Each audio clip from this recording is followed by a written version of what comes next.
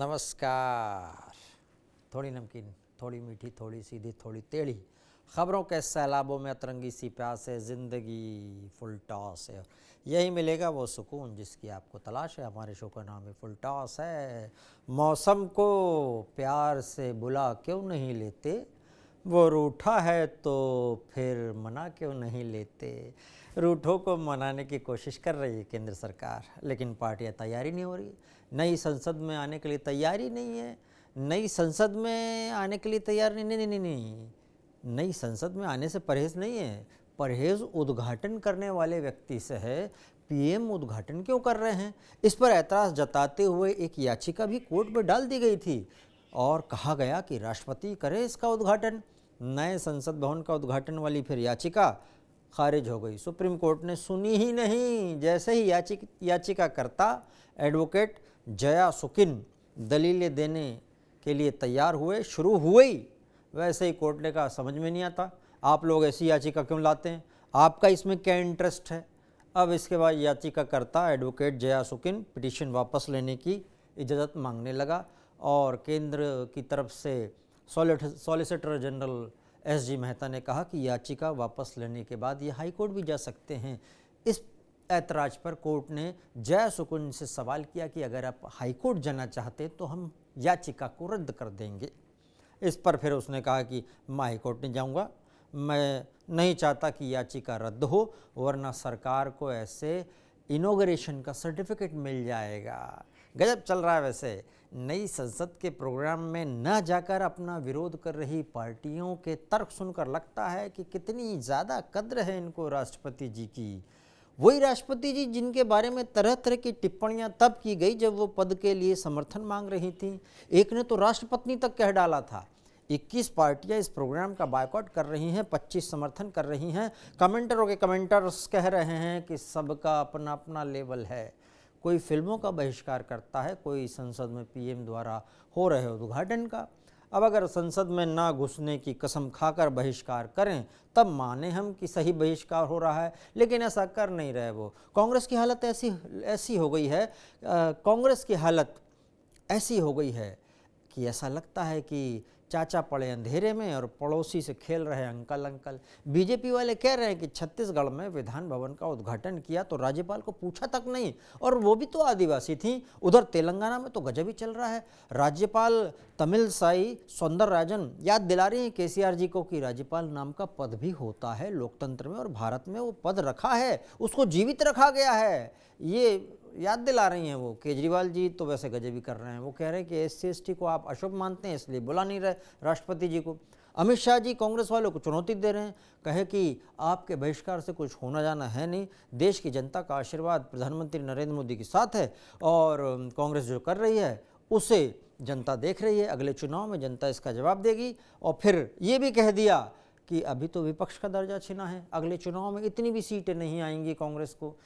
भारतीय संस्कृति परंपराओं से इतनी नफरत क्यों करती है कांग्रेस, ऐसा उन्होंने कह दिया कोट एंड कोट। दूसरे विपक्षी दलों को कहा अमित शाह जी ने कि अगर कांग्रेस के रास्ते पे चले तो कांग्रेस जैसा हाल होगा। तमिलनाडु के पवित्र शैव मठ ने आज़ादी के समय सेंगोल का इम्पोर्टेंस बताया और कांग्रेस ने इसे वॉकिंग स्टिक कहकर संग्रहालय में भेज दिया। नेहरू जी की वॉकिंग स्टिक, उससे वो सैर करते थे क्या? खैर, उन्होंने ये बात नहीं बोली कि सैर करते, लेकिन वॉकिंग स्टिक वाली बात जरूर बोली। कांग्रेस इतिहास को गलत बता रही, ये कहा अमित शाह जी ने, और कहा कि कांग्रेस को अपनी सोच पर मंथन करने की ज़रूरत है। वैसे ये बात उन्होंने क्यों कही? कांग्रेस नेता जयराम रमेश जी की बात का वो जवाब दे रहे थे। जयराम रमेश जी कह रहे हैं कि सेंगोल के बारे में ये बात तो सच है कि नेहरू जी को ये तब दिया गया था जब आज़ादी का मूवमेंट आया, लेकिन कोई कानूनी दस्तावेज या कानूनी दस्तावेजी सबूत नहीं है इसके बारे में। ये सब व्हाट्सएप यूनिवर्सिटी से उठाया गया है, ये इतिहास उसी तरह का है। लेकिन मायावती जी का समर्थन मिल रहा है सरकार को, हालांकि वो इतनी बिजी हैं कि प्रोग्राम अटेंड ही नहीं कर पाएंगी, अपनी निकाय चुनाव की हार की समीक्षा में बिजी हैं। कमेंटरों के कमेंटर्स कह रहे हैं कि राहुल गांधी निलंबित हैं तो उनका तो विरोध करना जायज़ भी है। वो क्या संसद से अपना निलंबन सेलिब्रेट करने नई संसद में जाएं कि हाँ हाँ हाँ बहुत अच्छा किया मुझे सस्पेंड करके, और बाकी पार्टियां लगातार लोकसभा हार रही हैं। और देखा हमने लास्ट के 2 चुनाव में, तो क्या वो अपनी हार सेलिब्रेट करने के लिए नई संसद में जाएं? इसलिए ना जाएं तो ज़्यादा बेटर है। वो उनको याद नहीं आएगा कि इसी में हम हार रहे हैं। हालांकि मायावती जी की तरफ से बड़ी बात है कि तारीफ भी है उनकी ये बात, हार के दौर में भी वो नई संसद के शुभारंभ में पीएम मोदी का साथ दे रही, कह रहे हैं कि पीएम मोदी के हाथ होने पर, अगर पीएम मोदी के हाथ से शुभारंभ होता है तो केंद्र सरकार के साथ वो हैं।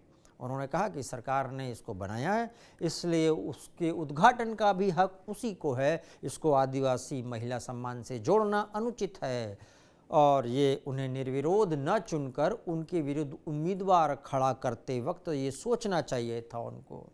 ये तमाम पार्टियां जब उम्मीदवार खड़ा कर रही थी, यशवंत सिन्हा जी को उम्मीदवार खड़ा किया गया था द्रौपदी मुर्मू जी के सामने में, और सब एक दूसरे से लगे हुए थे, लेकिन आखिरकार में वही हुआ। हालांकि उधर सपा वाले भी यही कर रहे थे, सपा वालों ने भी यशवंत सिन्हा जी को ही सपोर्ट किया था, और सपा वाले अब बोल रहे हैं कि सेंगोल रखने की क्या ज़रूरत है वहाँ पे, ये तो सांप्रदायिक चिन्ह है। वो राजदंड जिसके बारे में 2 दिन पहले एक खुलासा हुआ है कि ये छुपा के रखा गया था हमसे, इस तरह की सब व्हाट्सएप पे चल रहा है। अमित शाह जी ने बताया था कि वो आज़ादी के समय में वो कैसे नेहरू जी के पास आया और नेहरू जी ने उसको संग्रहालय में रखवा दिया।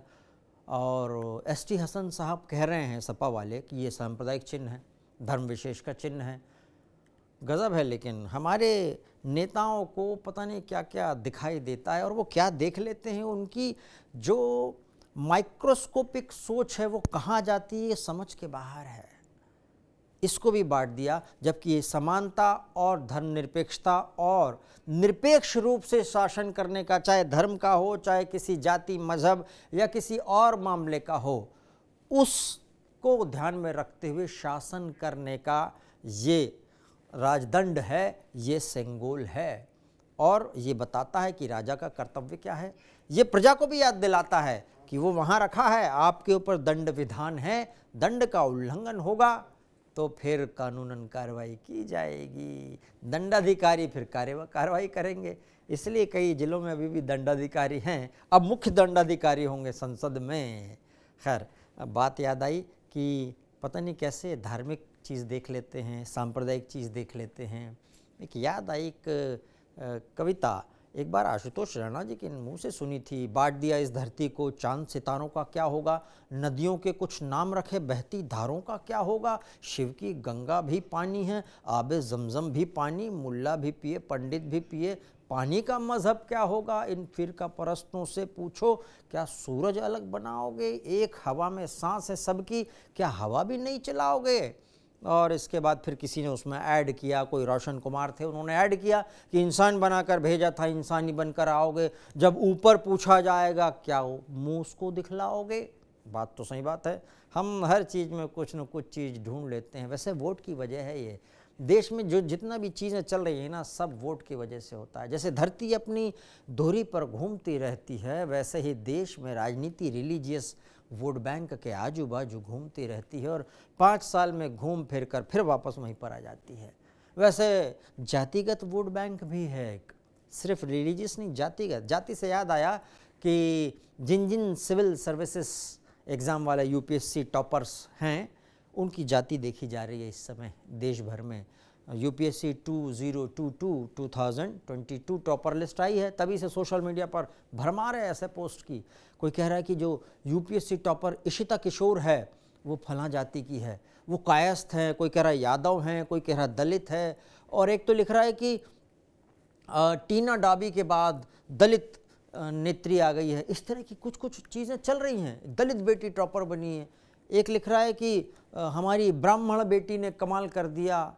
वैसे लगे रहो भाई साहब लोगों या बहन लोगों, इसी तरह जातिवाद में लगे रहो, इसी तरह धर्मवाद में लगे रहो, इसी तरह संप्रदायवाद में लगे रहो। फिर कोई अंग्रेज़ जैसा इस देश में आएगा, शासन कर लेगा, देख लेगा कि आप लोग लड़ रहे हो तो फिर उसको बड़ा मज़ा आएगा शासन करने में। फिर कोई ईस्ट इंडिया कंपनी आएगी, फिर वही खेल खेलेगी।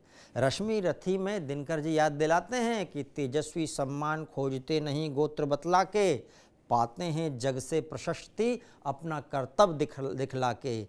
हीन मूल की ओर देख, जग गलत कहे या ठीक, वीर खींच कर ही रहते हैं इतिहासों में लीक।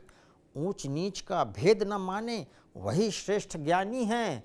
दया धर्म जिसमें हो, सबसे वही पूज्य प्राणी हो। क्षत्रिय वही भरी हो जिसमें निर्भयता की आग, वही श्रेष्ठ ब्राह्मण है हो जिसमें तप और त्याग। कितनी बड़ी बातें बोल के गए, कहाँ इधर उधर सब लगे पड़े हुए हैं। वैसे एक फार्मूला की बात करते हैं, दूसरी बात, टॉपिक चेंज करते हैं, फार्मूले पे आते हैं। बड़ा अच्छा फार्मूला मिला है जमानत हासिल करने का। हाँ, जमानत, बेल, वही कोर्ट से जो बेल मिलती है। अगर आपने कोई गुनाह किया है या गुनाह के आरोपी हैं और जमानत चाहिए तो आइए, फार्मूला ले जाइए, अचूक फार्मूला है। सत्येंद्र जैन जी को जमानत इसी फार्मूले से मिली है।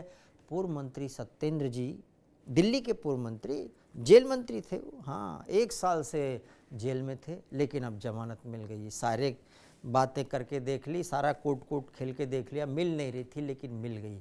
स्वास्थ्य आधार पर जमानत मिली है। सुप्रीम कोर्ट ने हालांकि कई शर्तें रखी हैं और अंतरिम जमानत 6 सप्ताह की है। कहा कि निजी अस्पताल में वो इलाज तो करवा सकते हैं निजी अस्पताल में, लेकिन जेल से बाहर रहते हुए वो गवाहों को प्रभावित करने की कोशिश ना करें। वैसे वो कोशिश करेंगे क्या? उनकी तो याददाश्त चली गई है। उनको क्या याद होगा कि मैं कौन हूँ, मैं कौन सी जेल में हूँ, मैं हॉस्पिटल में हूँ कि नहीं हूँ, ये क्या याद रहेगा क्या? खैर, उनके अनुसार तो उनकी याददाश्त चली गई है। अब मालूम नहीं भाई एक्चुअल क्या है, लेकिन ये जो हेल्थ के आंकड़े हैं वो तो यही बोल रहे हैं। उनको ये भी कहा गया कि मीडिया को कोई बयान न दें और कोर्ट की अनुमति के बिना दिल्ली से बाहर न जाएं। 10 जुलाई को सुप्रीम कोर्ट में मामले की अगली सुनवाई होगी। भ्रष्टाचार और मनी लॉन्ड्रिंग के आरोप लगे हैं सत्येंद्र जैन जी को, उनके ऊपर, और वो जेल में हैं। इस दौरान जेल में उन्हें वीआईपी सुविधा भी मिल रही थी, इसका भी बड़ा बवाल मचा। उनको दिया जा रहा था मसाज, इसका भी बड़ा बवाल उठा। फिर उन्होंने कुछ दिन पहले बोला कि मैं अकेला महसूस कर रहा हूँ, तो मेरे पास मैं बिल्कुल ऐसा अलग सा फील कर रहा हूँ दिमागी रूप से, क्योंकि वो अकेला महसूस कर रहे थे। तो विवाद बहुत बड़े, खूब जवाब में आम आदमी पार्टी की तरफ से कहा गया कि जैन साहब बीमार हैं, उन्हें विशेष सहायता की ज़रूरत है। सत्येंद्र जैन जी ने फिर पहले दिल्ली हाई कोर्ट से स्वास्थ्य आधार पर जमानत मांगी थी, लेकिन हाई कोर्ट ने कहा कि एलएनजेपी अस्पताल दिल्ली सरकार के तहत आता है, उसकी रिपोर्ट के आधार पर जमानत हम दे नहीं सकते। फिर हाई कोर्ट ने अखिल भारतीय आयुर्विज्ञान संस्थान एम्स के पैनल से स्वास्थ्य जांच की बात की। उस समय जैन जी ने वापस ले ली थी। फिर कुछ समय बाद सत्येंद्र जी का वजन एकदम 36 किलो कम हो गया, ये खबर आई, और बुधवार सुबह सत्येंद्र जैन जी अस्पताल की एक रूम में, बाथरूम जो होती है उसमें फिसलकर गिर गए। उन्हें सामान्य कमज़ोरी के कारण निगरानी में रखा गया। इसके बाद डॉक्टरों ने जांच की, उनकी तबीयत और बिगड़ गई, उनकी रीढ़ की हड्डी में परेशानी बताई गई। दीनदयाल उपाध्याय अस्पताल से एलएनजेपी अस्पताल ले जाया गया। उन्हें आईसीयू सपोर्ट पर ऑक्सीजन दी गई, उन्हें उस सपोर्ट पर रखा गया है। उन्हें अदालत ने अब हेल्थ ग्राउंड पर जमानत दे दी है। वैसे हम चाहते हैं कि सत्येंद्र जी जल्दी ठीक हो जाएं और उनकी याददाश्त भी जल्दी वापस आ जाए, लेकिन किसी को अगर जमानत नहीं मिल रही हो तो सत्येंद्र जैन जी की केस स्टडी बार बार पढ़ लीजिए। अदालत से याद आया कि राहत इंदौरी साहब कहते थे कि नई हवाओं को सोहबत बिगाड़ देती है, कबूतरों को खुली छत बिगाड़ देती है, जो जुर्म करते हैं वो इतने बुरे नहीं होते, अदालत सज़ा न दे के बिगाड़ देती है। वो ये भी कहते थे कि आँखों में पानी रखो, होठों पे चिंगारी रखो, ज़िंदा रहना है तो तरकीबें बहुत सारी रखो। खैर, आगे बात करते हैं प्राइवेट सेक्टर के कर्मचारियों की सैलरी के मामले की। हाँ, इन दिनों प्राइवेट सेक्टर की कंपनियों के कर्मचारी उम्मीद से हैं। अप्रेजल का मौसम चल रहा है, साल भर की मेहनत के बाद कितनी सैलरी बढ़ेगी इसका फैसला होना है इन दिनों में, और खबरें दुनिया भर से ऐसी आ रही हैं कि अप्रेजल तो दूर, नौकरी बची रहे, बंदा उसी में खुश रह जाएगा, ऐसे माहौल बन रहे हैं या बनाए जा रहे हैं। एम्प्लॉई जो है उनके लिए अलग अलग खबरें आ रही हैं। आईटी कंपनियों में जो विप्रो है, उनके एग्जीक्यूटिव चेयरमैन ऋषद प्रेम जी को पिछले साल आधा वेतन मिला है, 50%, उनकी सैलरी 50%। ऋषद प्रेम जी कंपनी के फाउंडर हैं और अजीम प्रेम जी के बेटे हैं, और उन्होंने जानकारी दी यूएस में जो एक्सचेंज कमीशन है उनको, सिक्योरिटी एक्सचेंज कमीशन, और खुलासा किया कि इसके मुताबिक प्रेम जी ने फाइनेंशियल ईयर 2023 में अपने कंपनसेशन में वॉलंटरी कट लिया है। उनको मान लीजिए पहले 7 करोड़ से ऊपर मिलता था, उनको मान लीजिए पहले 15 करोड़ से ऊपर मिलता था, टू बी प्रिसाइज 15 करोड़ 5,02,787। हाँ, अब लेकिन इसका 50% मिला है इस साल, इतना कंपनसेशन कम हो गया है। इस तरह लगभग 50% कम हो गया है, ये आधा हो गया है। और उधर से खबर आ रही है कि अमेरिका में बैंकिंग सेक्टर प्रॉब्लम में है, भारत की आईटी कंपनियां उससे प्रभावित हो सकती हैं। उधर यूरोप से खबर आ रही है कि मंदी की आहट चल रही है। यूरोप की सबसे बड़ी इकोनॉमी जर्मनी में लगातार दूसरी तिमाही में जीडीपी गिरावट हो गई है, और दूसरी तिमाही में अगर जीडीपी गिरावट हो जाती है वहाँ, तो ये कहा जाता है कि मंदी की आहट हो चुकी है। एनालिस्ट कहते हैं ऐसा, और ये कहते हैं कि इसका असर हमारे यहाँ की जो कंपनियां हैं ना, टीसीएस, इन्फोसिस, विप्रो और LIT, माइंट्री वगैरह, इन सब पे असर पड़ सकता है। उधर से जर्मनी से तो ये खबर आई है कि ये संघीय आंकड़े वहाँ के आए हैं, वो बता रहे हैं कि जीडीपी में 0.3% की गिरावट आ गई है, और इससे पहले भी गिरावट आई थी, 0.5% की गिरावट आई थी। अब यूरो बड़ी तेज़ी से गिर रहा है। यूरो जिसमें काम होता है, हमारे यहाँ रुपए है, उनके यहाँ यूरो है, और अमेरिका और बाकी जगह पर डॉलर है।